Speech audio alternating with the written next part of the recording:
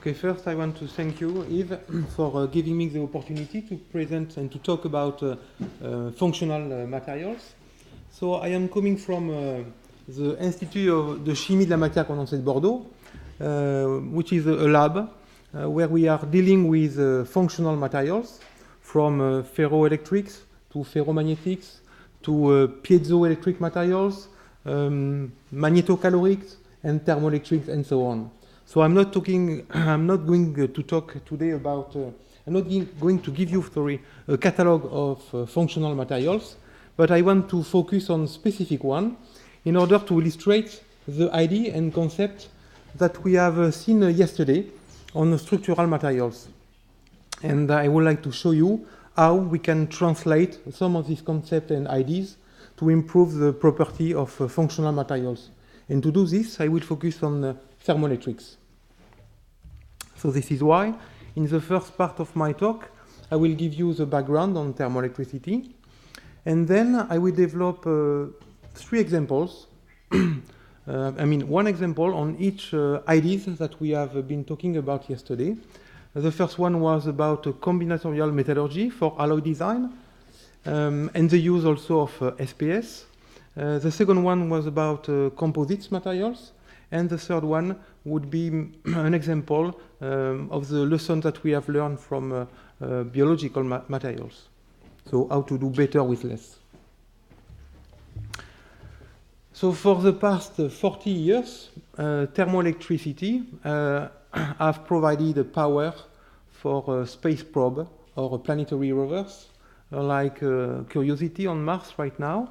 And since very recently, the automotive industry is looking at a thermoelectric generator in order to convert the waste heat from the exhaust into electricity.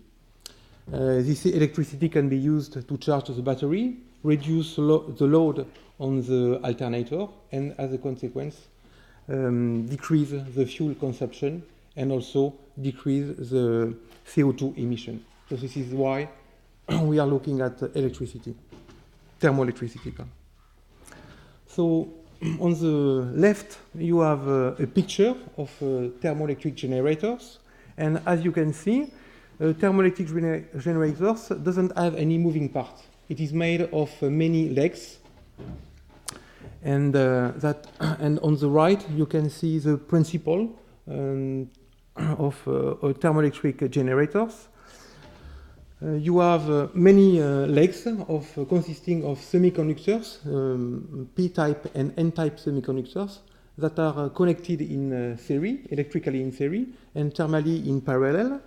And when you apply thermal gradients, the charge carrier diffuses from the hot side to the cold side to provide the voltage from the Seebeck coefficient, and also to have a current that is driven by the heat flow. This is the conversion efficiency of thermoelectric generators. So basically, it is a ratio of the power output that is provided and divided by the heat that is absorbed at the outside. And the power output is simply the product of the resistance of the circuit to the square of the current intensity. And the heat that is absorbed at the outside is the sum of the heat that is removed due to the thermal conduction, the heat that is removed due to the Peltier effect, and the half of the Joule heat. And when we derivate this conversion efficiency to find the maximum conversion efficiency, we end up with this expression. I don't have it. Sorry. So it's not working.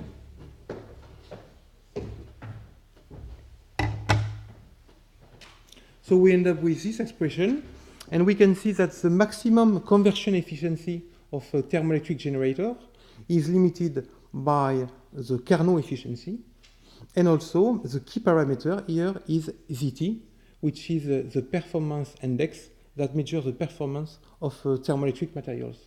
This performance index is a combination of three transport properties, where S is the Seebeck coefficient, sigma is the electrical conductivity, and kappa is the thermal conductivity. As you can see from this performance index, in order to increase the conversion efficiency of a thermoelectric generator, you need to have a materials that is capable of generating a voltage from the Seebeck effect, that is capable to conduct electricity, and also that is capable to maintain a thermal gradient between the hot side and the cold side. So we must stress that this is a quite unnatural combination of properties to have this. And I have to show you, of course, the materials property space for thermoelectrics. So this was done using the CES EduPack, and by guessing the value of the Seebeck coefficient because it is not into the CES EduPack. And so we have here the power factor, that is the numerator of the figure of merit, that is plotted against the denominator, that is the thermal conductivity. The big bubbles represent materials family, so from metals to polymers and ceramic and glasses. The performance index increase in the direction of the arrow. This line represents the performance index for a value of 1. And you can see that for high performance index, there is a region that is empty of any materials. So we can conclude from this chart that if we want to improve the conversion efficiency of a thermoelectric generator, we have to extend the materials universe in this region, in the green region, which we have a big gap in the materials. But of course, there is some fundamental reason why we have this gap in the materials universe. And to explain why we have these gaps, we have to get in the property. If we look at the ZT, so the performance index of these thermoelectric materials, we can see at the numerator that we have to have a high Seebeck coefficient materials and the high electrical conductivity materials. But both of these properties are anti-correlated. When you increase the Seebeck coefficient, you decrease the thermal conductivity, the electrical conductivity, and when you increase the electrical conductivity, you decrease the Seebeck coefficient. Because the Seebeck coefficient is inversely correlated to the carrier concentration, and the electrical conductivity is directly connected to the carrier concentration. So when you look at these figures, you can see that the electrical conductivity increase with the carrier concentration when going from insulators to metals. In contrast, the Seebeck coefficient decrease when going from insulator to metals.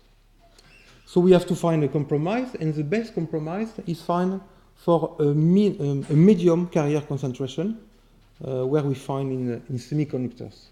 So this is why the main thermoelectric materials are made of semiconductors, and on these figures you can see the family of materials that are used in the industry for cooling or for power conversion. They are all semiconductors. In addition, we have also to decrease the thermal conductivity in order to increase the performance index. And its solids, heat conduction has two origins. First, the conduction by free electrons, and also the lattice conduction by phonons. On this plot, we can see the thermal conductivity plotted against the electrical conductivity. All the metals lie on the same line because in this family of materials, the thermal conductivity is dominated by the free electrons concentration.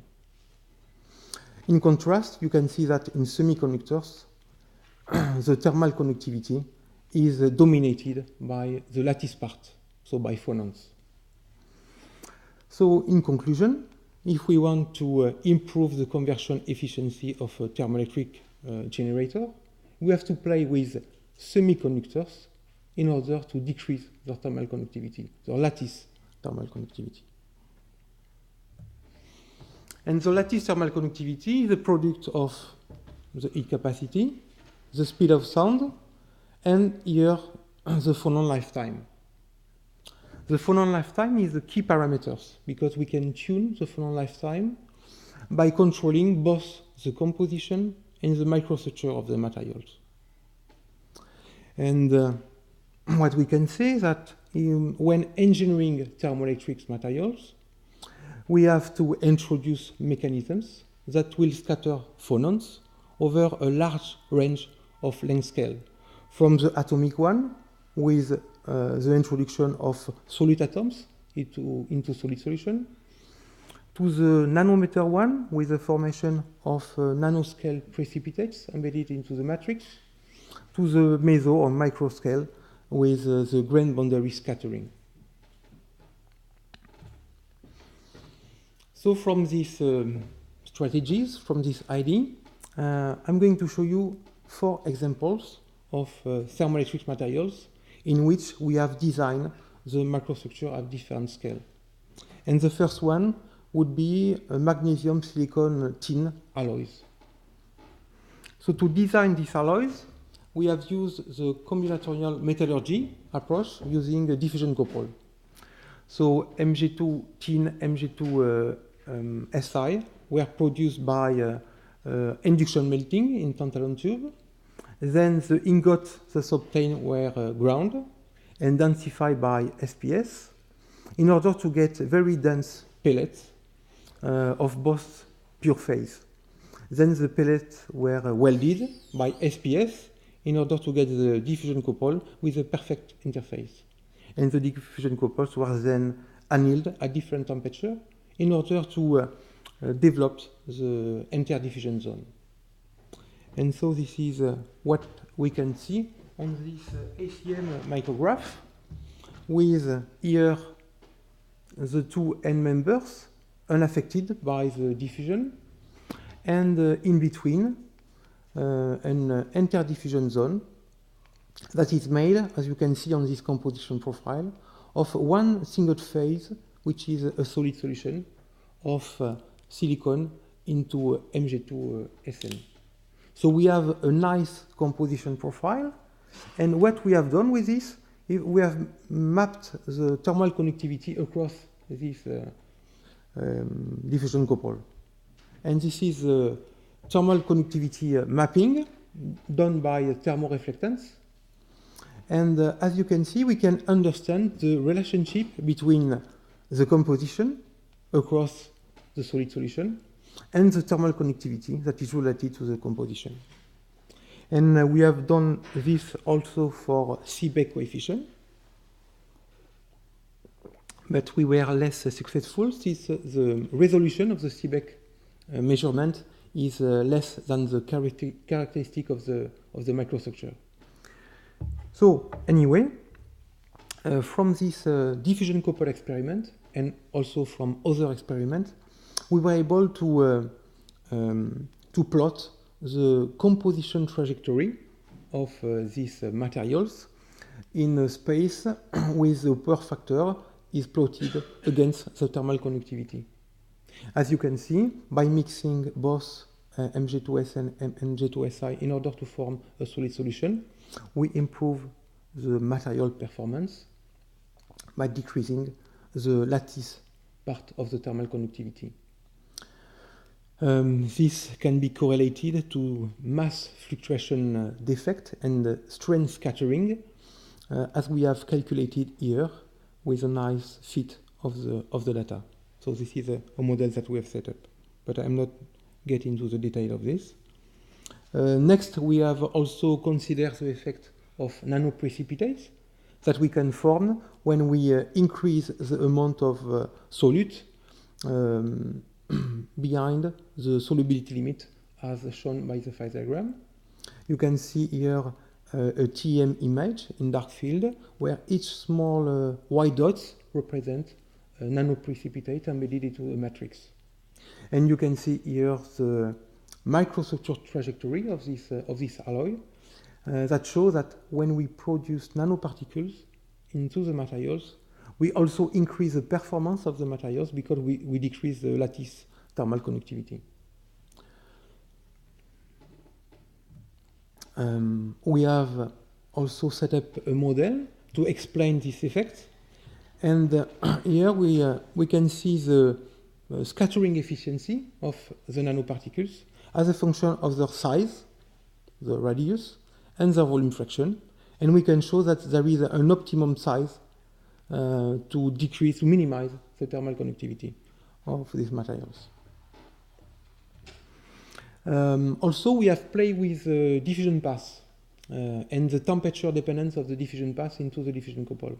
When we change the temperature, you change the diffusion path, and so you change the morphology and the nature of the entire diffusion zone. For example, at high temperature, we get this. At medium temperature, we get that. And at low temperature, we get a two-phase layer.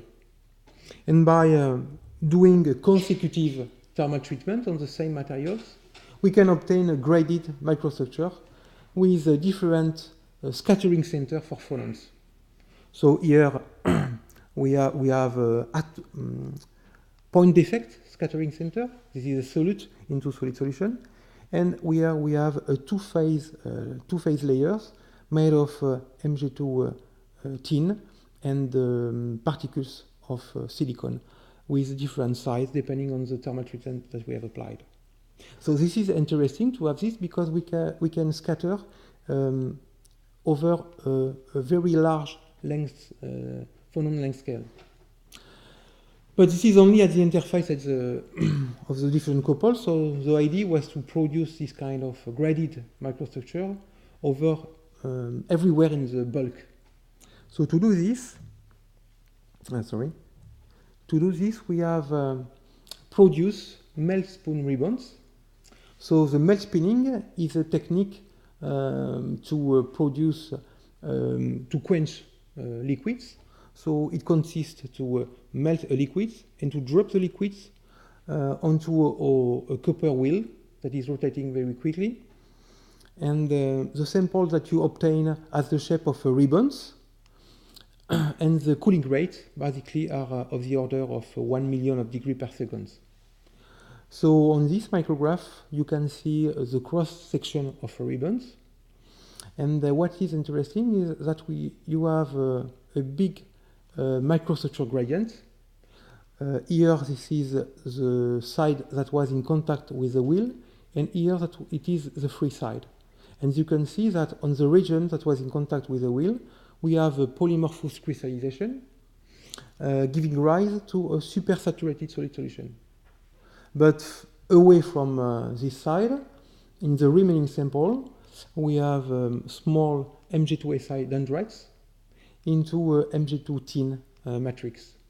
So we got a graded structure on these ribbons. Then next we pile up all the ribbons and we consolidate them by SPS in order to get periodically graded heterostructure.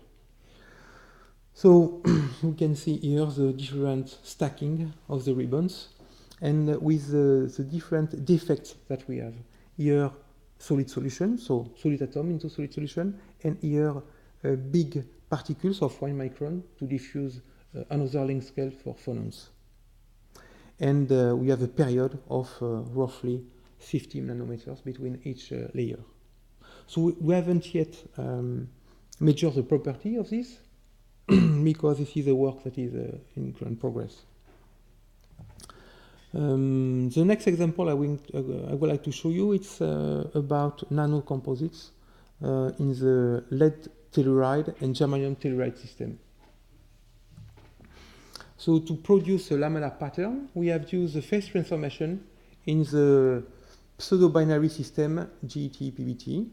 As you can see, this system consists of one solid solution at high temperature and one miscibility gap at low temperature. So we have produced an alloy with the composition given by the arrow here. We have prepared the alloy at high temperature. We have quenched this alloy to get a supersaturated solid solution. And we etch the supersaturated solution into the miscibility gap. And you can see here that during the transformation, so the edging, we have a moving grain boundary that is converting the supersaturated solid solution into a mixture of PBT and GET layers.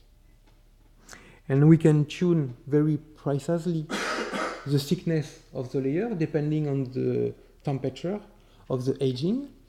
And we have measured the properties, the Seebeck coefficient, the electrical conductivity, and the thermal conductivity as a function of the interlamellar spacing. What is interesting is to see that for a given interlamellar spacing, we have a reduction of the thermal conductivity and an improvement of the performance index regarding PBT and GT that are both the constituents of the composites. So this is very interesting to note this, because if we try to predict the property of a lamellar pattern regarding this property, we end up with the following theory. So in these materials, we have layers that are connected in parallel and in series, so we can bracket the property of the composites by calculating the boundaries from the parallel and series model. And when we do this, we end up with this envelope, and as you can see, a composite made of layers cannot be better than the best constituent of the composite, which is A here.